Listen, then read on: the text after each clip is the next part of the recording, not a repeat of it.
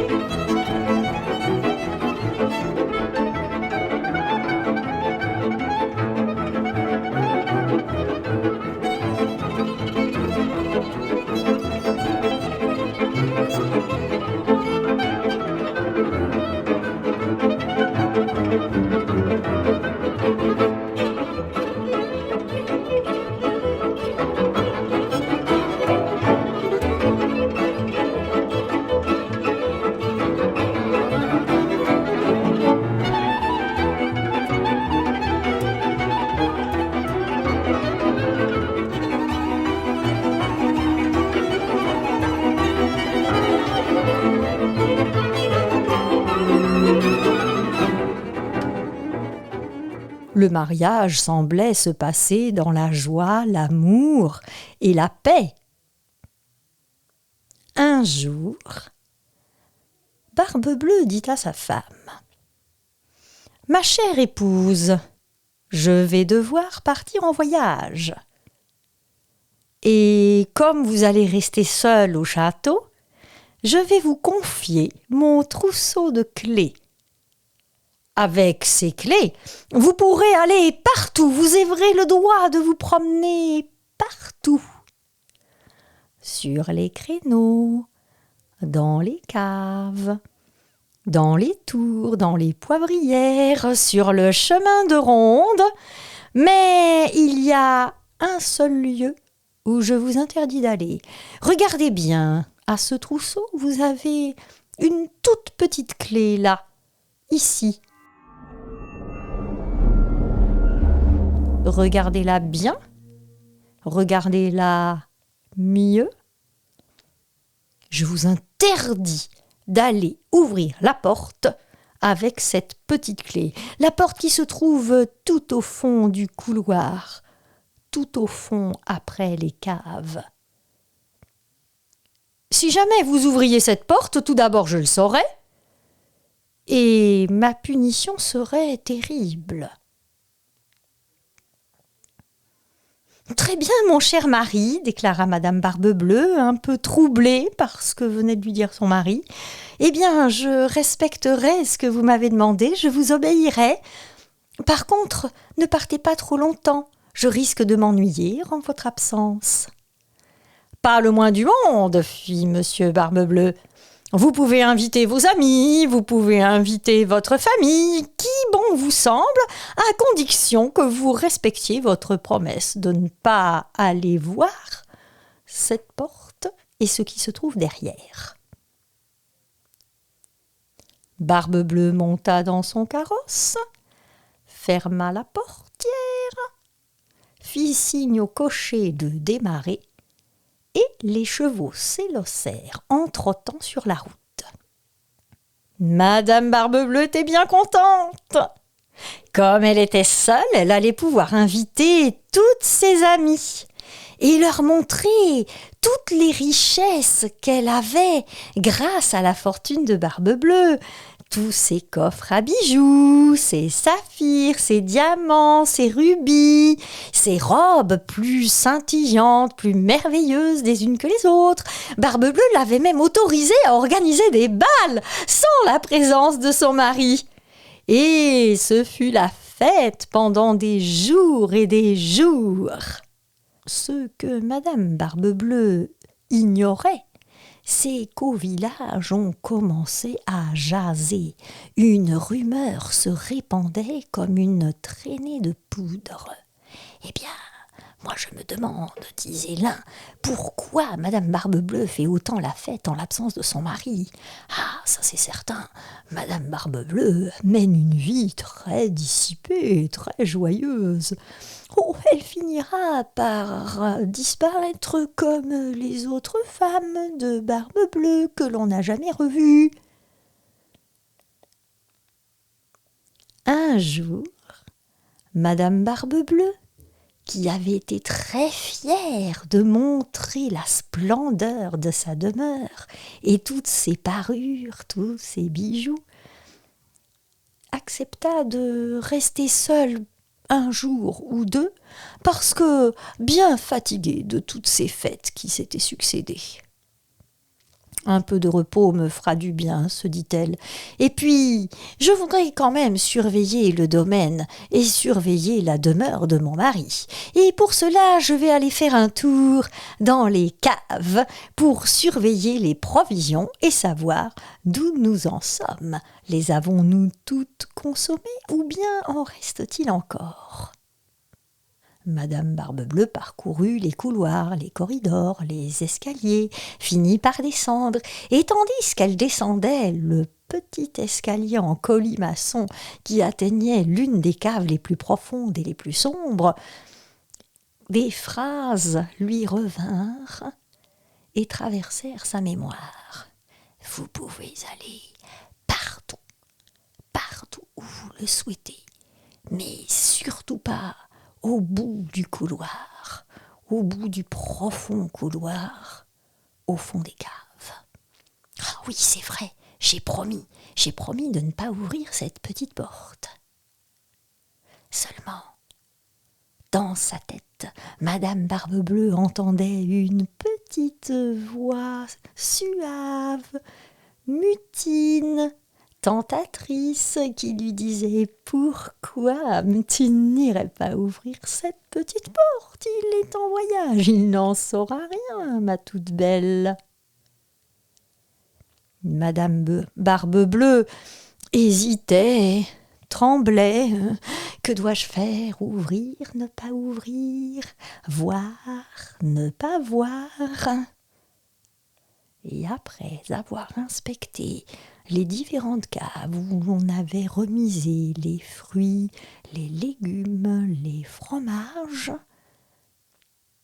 ce fut presque d'une manière magique et inexpliquée qu'elle se sentit irrésistiblement attirée par ce fameux couloir si sombre qui s'ouvrait devant elle. Elle tenait le trousseau de clés et sa main tremblait un petit peu. Qu'allait-elle bien découvrir ? Pourquoi était-ce interdit ? Elle s'approcha de la minuscule porte en bois qui grinça sur ses gonds lorsque, après avoir glissé la clé dans la serrure et avoir fait tourner le verrou, elle entr'ouvrit cette porte. Sa terreur fut immense. Jamais elle n'aurait pu imaginer une scène aussi abominable, aussi effrayante.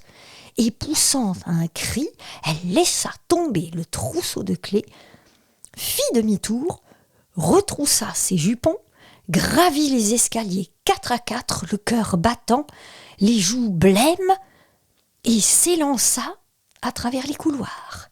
Et en courant plus vite qu'elle n'aurait pu l'imaginer, elle se retrouva dans sa chambre, s'écroula sur son lit. Elle tremblait de tous ses membres.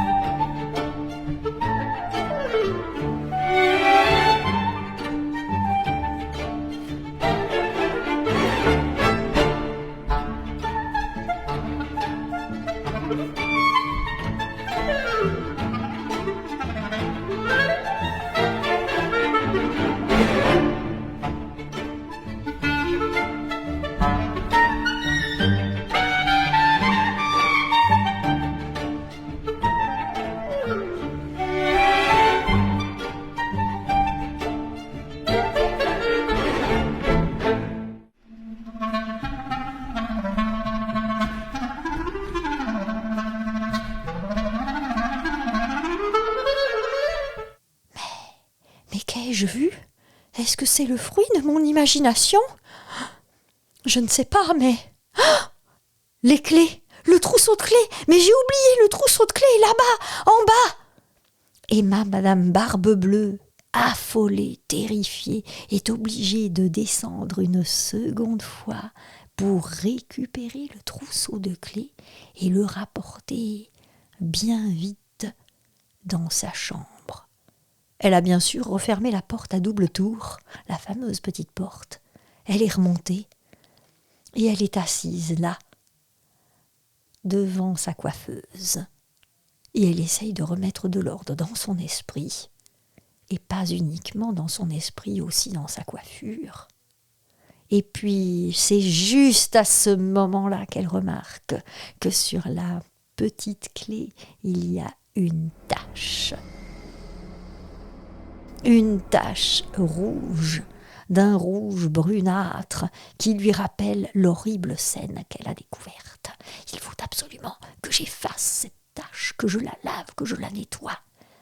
Et madame Barbe-Bleue commence à frotter la tache, d'abord avec son mouchoir, ensuite elle prend un peu de savon avec une toute petite éponge. Rien à faire. La tache reste incrustée de côté de la clé. Alors elle décide de retourner la clé et elle frotte également avec un autre mouchoir, avec du sable, avec de la poudre. Rien à faire, quand on frotte la tache d'un côté, la tache réapparaît de l'autre côté de la clé. Vous l'avez compris, c'est une petite clé magique. Madame Barbe-Bleue, le lendemain, entend le bruit d'un carrosse qui entre dans la cour d'honneur. « Ah, c'est mon mari, c'est monsieur Barbe-Bleue. Je vais aller l'accueillir. » Et elle s'élance, toute heureuse de le retrouver. Barbe-Bleue descend du carrosse, la serre dans ses bras et lui dit alors « Comment va le domaine en mon absence ? Écoutez, le domaine va à merveille. Je me suis aussi beaucoup amusée avec mes amis. J'en suis très content. J'espère que vous avez respecté votre promesse. »« Oh, bien sûr, Barbe-Bleue. Et pensez à me rendre mon trousseau de clés, n'est-ce pas ?» Oui, dit madame Barbe-Bleue d'une voix tremblante. « Mais pourquoi tremblez-vous comme ça ?» fait monsieur Barbe-Bleue. « Eh bien, je vous rendrai la clé demain matin, parce que là, elle est dans un tiroir, elle est bien rangée. Je préférais profiter de la soirée pour que vous me racontiez votre voyage. » Et les voilà qui devisent, tout en partageant un bon repas, un succulent repas même. Le lendemain matin, monsieur Barbe-Bleue s'adresse à sa femme lors du petit déjeuner et il la regarde d'un œil tout pénétrant, presque soupçonneux. « Alors, cette clé, puis-je la voir? Le trousseau aussi, madame ?» Et madame Barbe-Bleue, qui avait mis le trousseau dans sa poche, tend ce fameux trousseau à son mari Et là, ce n'est plus qu'elle tremble, c'est qu'elle frémit, qu'elle s'agite en tous sens en lui tendant le trousseau. Le voici, le trousseau de clés. Et en un seul coup d'œil, Monsieur Barbe-Bleue entre dans une rage folle. « Ah, madame, voilà ce que j'aperçois. J'aperçois une tache sur la petite clé. Vous êtes donc allé voir ce qu'il ne fallait pas voir. Et comme vous m'avez désobéi et que ma colère, ma fureur est terrible, eh bien, vous allez les rejoindre. Vous aussi, vous allez mourir, vous êtes condamnés et vous serez comme elle, jetés dans ce cabinet. »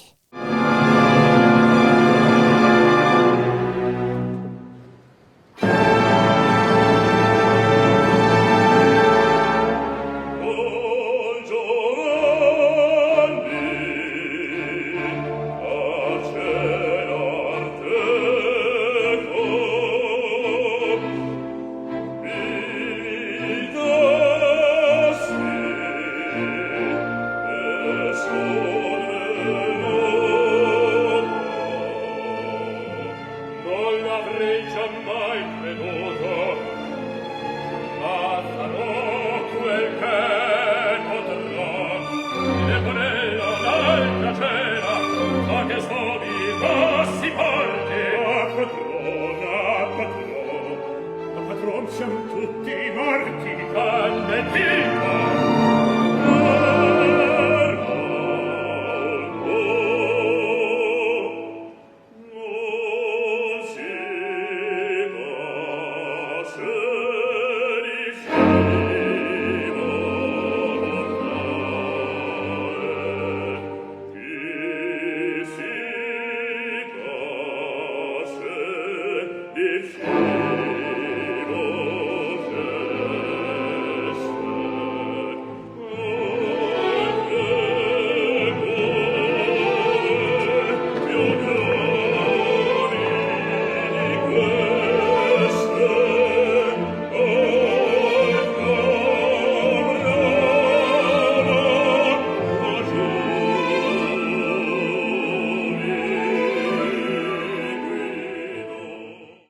Madame Barbe-Bleue s'effondra en larmes, en pleurs, supplia son mari.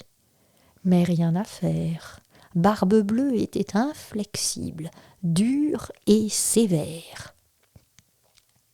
Madame Barbe-Bleue demanda une dernière fois à son mari de retourner dans sa chambre pour aller choisir le bijou qu'elle porterait pour mourir, afin de mourir avec ce bijou qu'elle aime tant et qu'elle aime avoir autour du cou.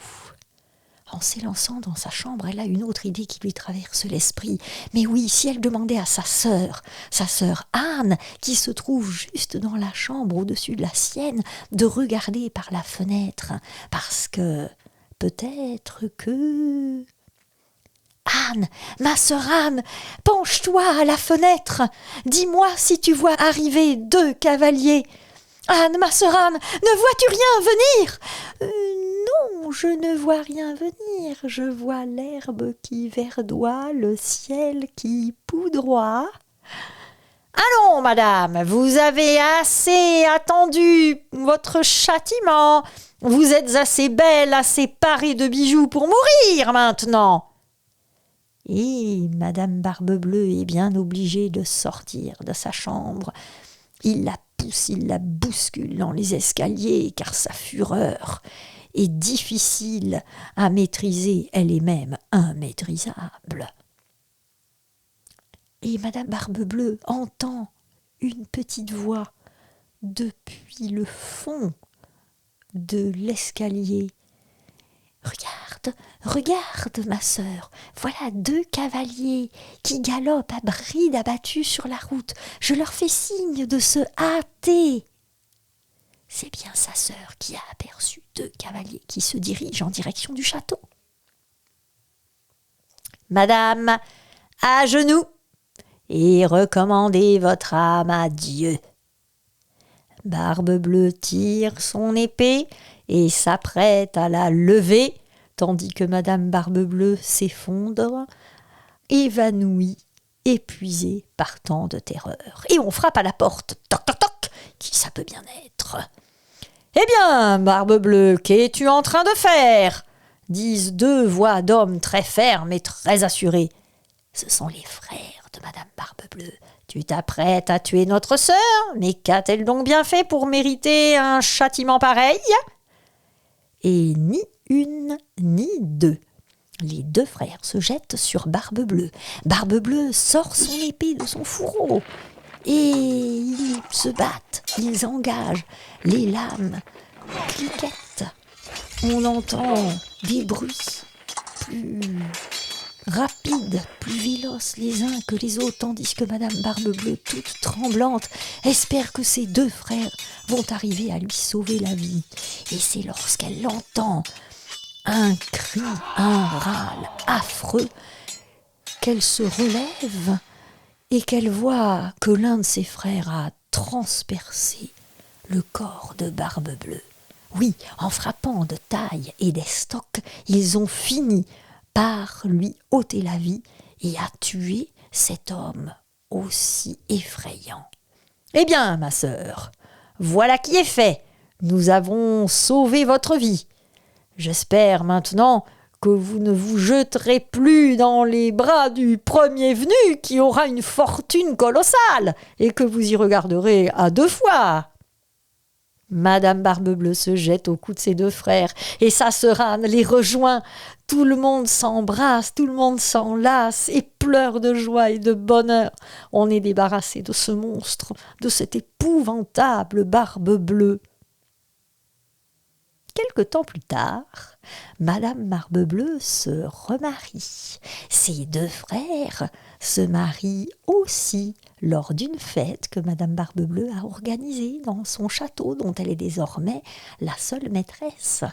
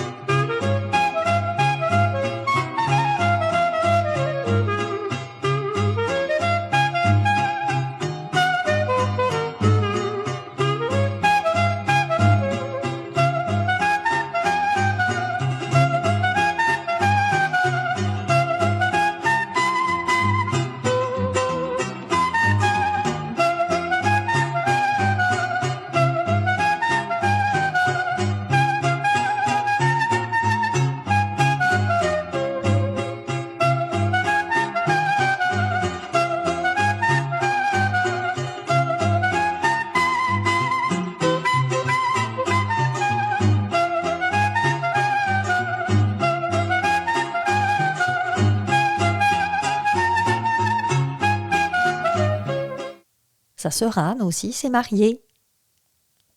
Et, chose étrange, le nouveau mari de Madame Barbe-Bleue n'a pas de barbe du tout.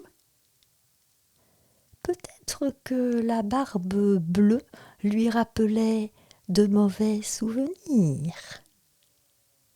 En tout cas, il est parfois bien difficile de résister aux tentations, de résister à ce qui nous fait terriblement envie. Et il vaut mieux être prudent et respecter ses promesses.